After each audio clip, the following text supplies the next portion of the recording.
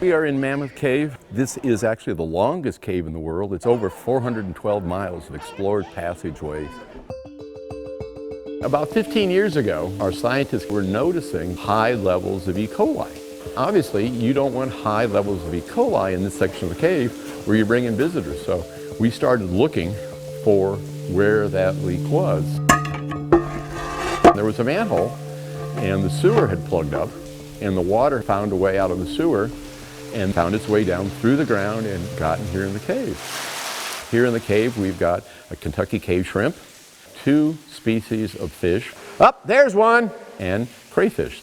And we need to make sure that we can protect those things.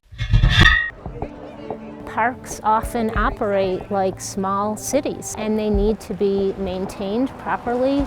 You know, as Congress is talking about a national infrastructure package, they certainly need to incorporate provisions that include the National Park Service.